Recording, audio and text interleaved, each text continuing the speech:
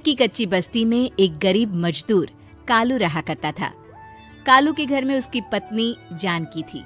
जानकी लोगों के घरों में झाड़ू पोछा करके कुछ पैसे कमा लेती थी और वहीं कालू किसी तरह मेहनत मजदूरी करके 2 वक्त की रोटी का जुगाड़ कर लेता था। कुछ दिनों से हो रही बारिश के कारण कालू की मजदूरी बंद हो गई थी।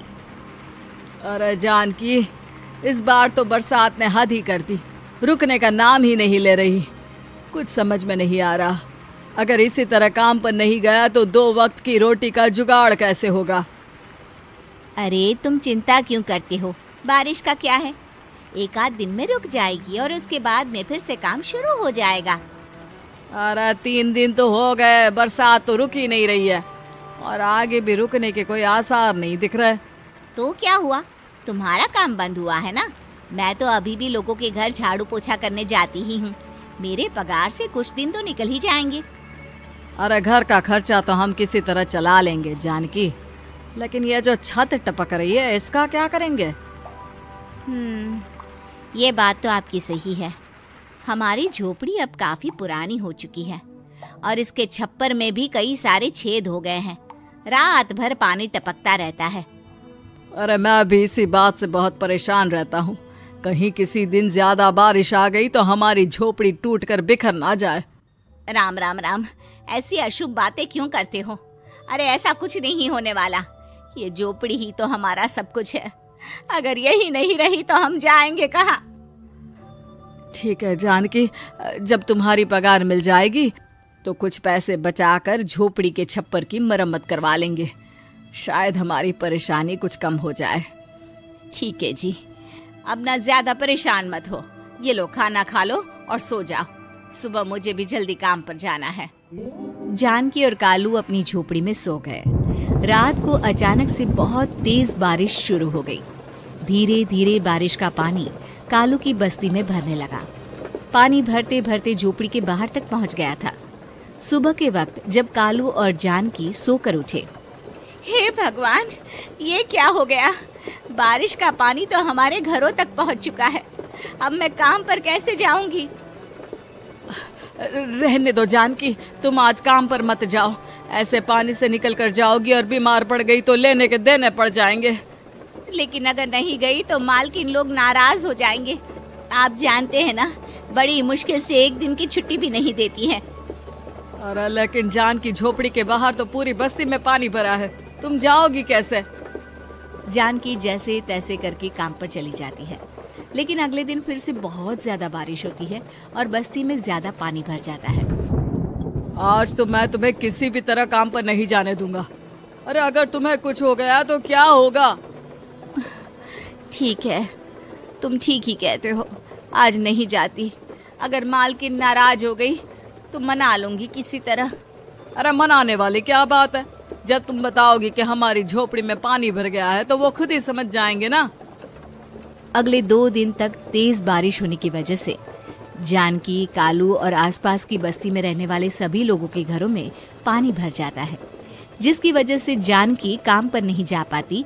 और 3 दिन के बाद जैसे ही जानकी काम पर पहुंचती है, कहाँ थी तुम? पिछले 3 दिनों से काम पर क्यों नहीं आई?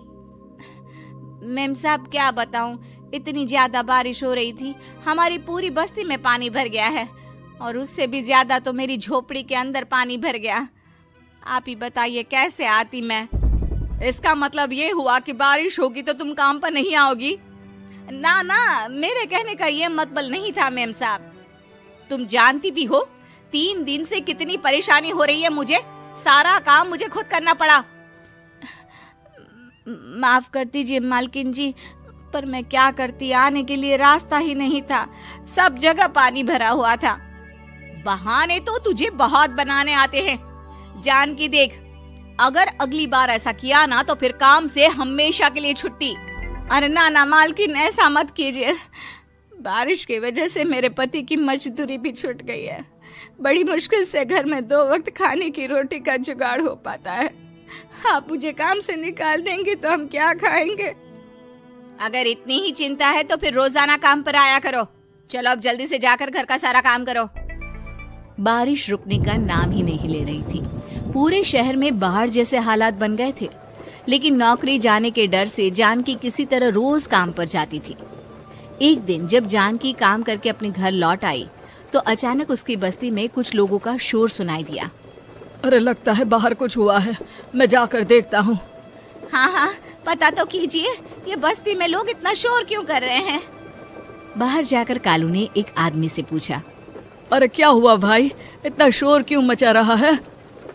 अरे क्या बताए भैया, अपनी बस्ती के बाहर एक पुल टूट गया है और वहाँ पर एक कार फंसी है। थोड़ी देर में अगर किसी ने नहीं बचाया ना तो वो कार पानी में बह जाएगी। ये क्या कह रहे हो भैया, कार के अंदर कोई है क्या? हाँ, कोई औरत बैठी है, अकेली है, बहुत रो रही है बेचारी, मदद के लिए बुला रही है। अरे तो हमें जाकर उनकी मदद करनी चाहिए ना। अरे लेकिन इसमें बहुत खतरा है, हमें अपने आप को बचाना चाहिए। पानी कभी भी हमारी बस्ती की तरफ आ सकता है। अरे तुम्हें नहीं चलना तो मत चलो, लेकिन मैं तो जाकर उस औरत की मदद जरूर करूंगा। कालू उस जगह पर पहुंचता है जहां वो औरत कार में फंसी हुई थी। वहां पर पानी का बहाव बहुत तेज था और सारा पानी कालू की बस्ती की तरफ ही आ रहा था। कालू ने एक बड़ी सी रस्सी को पेड़ से बांध दिया और दूसरे सिरे को कार की तरफ फेंक दिया और उस औरत को रस्सी के सहारे बाहर आने के लिए कहा। तभी वहां जानकी भी दौड़ती हुई आई।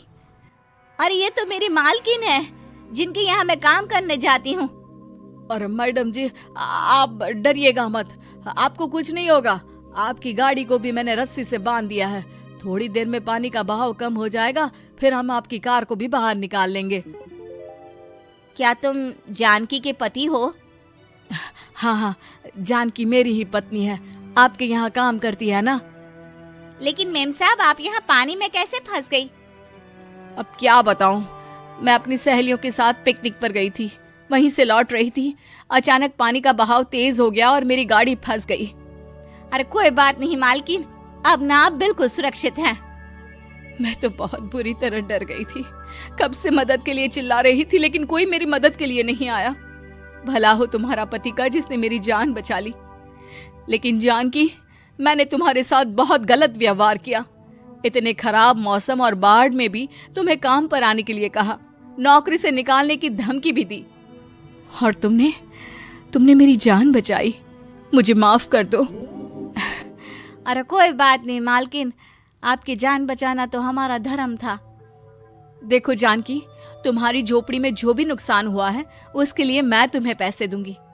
आज तुम्हारे पति ने मेरी जान बचाई है और आज के बाद मैं तुम्हें कभी भी नौकरी से निकालने की धमकी नहीं दूंगी।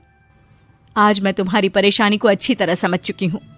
हम जैसे पैसे वाले लोगों के लिए अपने घर में बैठकर बारिश का मजा लेना बहुत आसान है, लेकिन तुम गरीब लोगों के लिए बाढ़ और बारिश काफी परेशानी खड़ी कर देते हैं। ये बात मुझे आज अच्छी तरह समझ आ गई है। आपका बहुत बहुत धन्यवाद मालकिन।